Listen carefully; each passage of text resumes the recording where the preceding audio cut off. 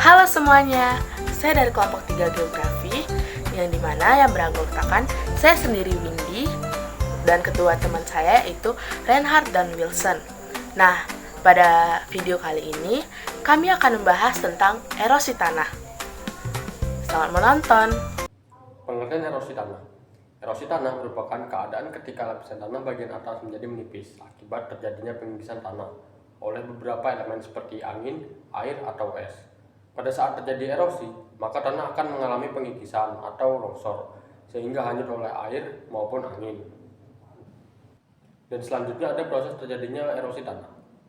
Ada 3 proses terjadinya erosi tanah. Yang pertama ada pengikisan tanah.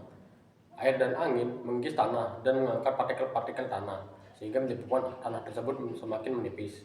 Dan yang kedua ada pengangkutan tanah.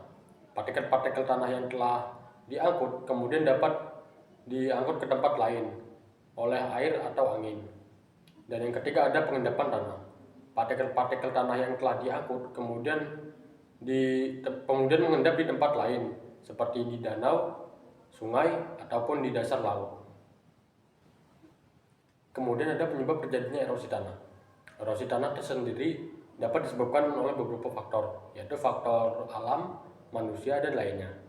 Untuk faktor alam, ada 4 penyebab. Yang pertama ada hujan. Hujan yang lebat dan berkepanjangan dapat menyebabkan erosi tanah. Dan yang kedua ada penyebab angin. Angin yang kencang dapat menyebabkan erosi tanah, terutama di daerah yang kering dan gersang. Dan yang ketiga ada faktor es. Es yang mencair dapat menyebabkan erosi tanah, terutama di daerah yang memiliki musim dingin. Dan yang keempat ada gempa bumi. Gempa bumi dapat menyebabkan erosi tanah karena getaran yang kuat. Dan kemudian ada faktor manusia. Untuk penyebab yang pertama yaitu penebangan hutan. Penebangan hutan dapat menyebabkan erosi tanah karena hilangnya vegetasi yang menahan tanah. Dan yang kedua ada pertanian. Pertanian yang tidak berkelanjutan dapat menyebabkan erosi tanah karena penggunaan pestisida dan pupuk yang berlebihan. Dan yang ketiga ada pembangunan.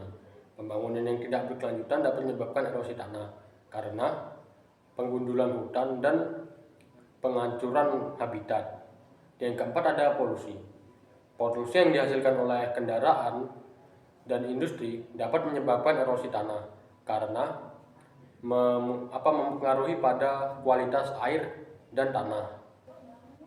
Dan yang terakhir ada faktor lainnya. Faktor lainnya juga memiliki 4 penyebab. Yang pertama ada kemiringan tanah. Tanah yang memiliki kemiringan yang curam dapat menyebabkan erosi tanah. Dan yang kedua ada jenis tanah. Jenis tanah yang tidak stabil dapat menyebabkan erosi tanah. Dan yang ketiga ada kurangnya vegetasi. Kurangnya vegetasi dapat menyebabkan erosi tanah karena tidak ada yang menahan tanah. Dan yang keempat ada perubahan iklim. Perubahan iklim juga dapat menyebabkan erosi tanah karena perubahan pola hujan dan suhu yang dapat menyebabkan kualitas tanah menurun. Ada beberapa tanda-tanda erosi tanah. Yang pertama, tanah yang longsor. Tanah yang longsor atau tergerus oleh air adalah salah satu tanda-tanda erosi tanah. Yang kedua ada alur-alur erosi. Alur erosi adalah erosi yang dalam dan lebar adalah tanda-tanda bahwa erosi tanah telah terjadi. Yang ketiga, kehilangan tanah. Kehilangan tanah ini yang signifikan adalah tanda-tanda bahwa erosi tanah telah terjadi. Yang keempat adalah perubahan bentuk tanah. Perubahan bentuk tanah seperti perubahan pada kemiringan tanah atau perubahan bentuk lereng adalah tanda-tanda erosi tanah. Yang kelima ada sedimen air. Sedimen yang terkandung di air seperti lumpur atau pasir adalah tanda-tanda bahwa erosi tanah itu telah terjadi. Yang keenam itu ada kerusakan vegetasi. Kerusakan vegetasi itu yang dimana seperti pohon yang tumbang atau tanaman yang rusak adalah tanda-tanda bahwa erosi tanah ini terjadi. Nah, yang ketujuh adalah perubahan air. Perubahan kualitas air seperti perubahan warna atau perubahan pH adalah tanda-tanda bahwa erosi tanah itu telah terjadi. Dan ternyata erosi ini tidak hanya erosi tanah, tetapi banyak sekali macam jenisnya. Yang pertama itu ada erosi air, yang dimana erosi ini disebabkan oleh air seperti air hujan, sungai, dan laut. Contohnya itu erosi sungai, erosi pantai, erosi tanah pertanian. Yang kedua ini ada erosi angin, yang dimana erosi ini disebabkan oleh angin, seperti gurun dan padang pasir. Contohnya itu ada erosi gurun, erosi padang pasir, dan erosi tanah kering. Nah, yang ketiga ini ada erosi es. Erosi es ini yang dimana seperti di daerah kutub dan pegunungan tinggi. Contohnya itu ada erosi glasial, erosi es pantai, dan erosi es gunung. Nah, yang keempat ini ada erosi tanah, yang dimana yang sering kita ketahui erosi tanah ini disebabkan oleh pengikisan tanah seperti di daerah pertanian, perkebunan. Contohnya itu erosi tanah pertanian, erosi tanah perkebunan, dan erosi tanah hutan. Dan ternyata ada loh alat ukur untuk mengukur erosi tanah. Yang pertama itu ada ground penetrating radar, yang dimana biasa disingkat GPR. Alat ini untuk mengukur struktur tanah dan mendeteksi perubahan tanah. Yang kedua itu ada ERT, atau alat untuk mengukur resistivitas tanah dan mendeteksi adanya perubahan tanah. Yang ketiga itu ada seismic reflection, yang dimana alat ini itu untuk mengukur kecepatan gelombang seismik dan mendeteksi adanya perubahan tanah. Dan ternyata ada loh bencana erosi tanah yang ada di Indonesia. Contohnya itu pada banjir Jakarta 2020. Banjir besar yang melanda Jakarta dan sekitarnya pada awal tahun 2020 disebabkan oleh erosi tanah loh di hulu sungai yang menyumbat aliran air di hilir. Dan bisa dibilang jikalau erosi tanah ini sangat berbahaya, bahkan dapat menyebabkan banjir yang melanda di Jakarta. Dampak positif: pembentukan tanah baru. Erosi dapat membentuk tanah baru di daerah lain seperti di delta, sungai, atau pantai. Yang kedua, pembangunan ekosistem baru seperti hutan,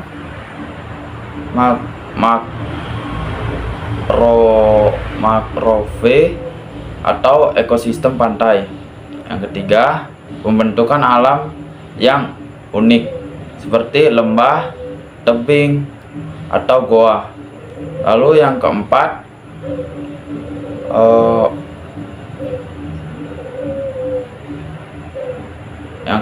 pengembangan sumber daya alam yang baru seperti mineral atau fosil.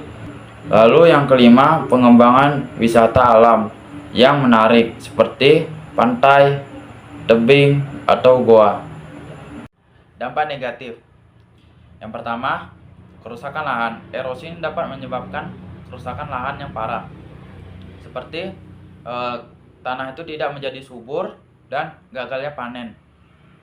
Lalu yang kedua, kehilangan sumber daya alam. Erosi ini dapat menyebabkan kehilangan sumber daya alam seperti tanah, air, dan mineral.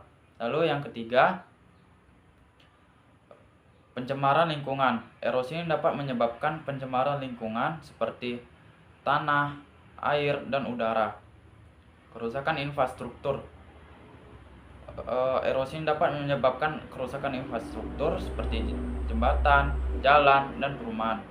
Dampak ekonomi. Erosi ini dapat menyebabkan dampak ekonomi yang signifikan seperti kehilangan pendapat dan kerugian ekonomi. Upaya mencegah: yang pertama, reboisasi, menanam kembali pohon-pohon di daerah yang telah mengalami erosi tanah. Yang kedua, mengelola lahan dengan cara berkelanjutan seperti teknik pertanian yang ramah lingkungan. Lalu yang ketiga, membuat terasering di daerah yang curam untuk mengurangi erosi tanah. Lalu yang keempat, penggunaan tanaman tertutup tanah Hal ini untuk mengurangi erosi tanah. Upaya mitigasi. Yang pertama, membangun bendungan. Hal ini untuk mengurangi aliran air yang dapat menyebabkan erosi tanah. Lalu yang kedua, menggunakan sistem drainasi untuk mengurangi aliran air yang dapat menyebabkan erosi tanah. Lalu yang ketiga, menggunakan bahan penstabil tanah seperti geotekstil untuk mengurangi erosi tanah. Lalu menggunakan sistem monitoring untuk membantu kondisi tanah dan mengidentifikasi potensi erosi tanah. Jadi di sini ada beberapa tahapan proses pembentukan erosi tanah. Yang pertama yaitu ada pemecahan tanah. Air yang turun ke permukaan akan menyebabkan tanah menjadi jenuh. Lalu struktur tanah akan menjadi lemah dan mudah pecah. Dan yang kedua ada tahap pengikisan tanah. Air yang mengalir pada permukaan tanah mengakibatkan tanah menjadi terkikis. Hal tersebut diakibatkan oleh partikel-partikel tanah yang terbawa oleh air. Nah, yang ketiga ada yang dimana pembentukan alur erosi, yang dimana tahap air hujan yang turun menimbulkan alur erosi. Nah, alur erosi ini bisa semakin melebar dan mendalam sewaktu-waktu.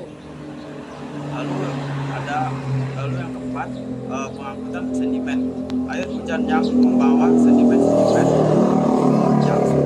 yang terkikis tanah. Sedimen ini lalu dibawa ke tempat lain seperti sungai, danau, dan laut. Dan yang kelima ada pengendapan sedimen. Sedimen yang telah terbawa oleh air kemudian mengendap di tempat-tempat yang lebih rendah seperti pada sungai, danau, ataupun laut. Dan beginilah contoh pengendapannya.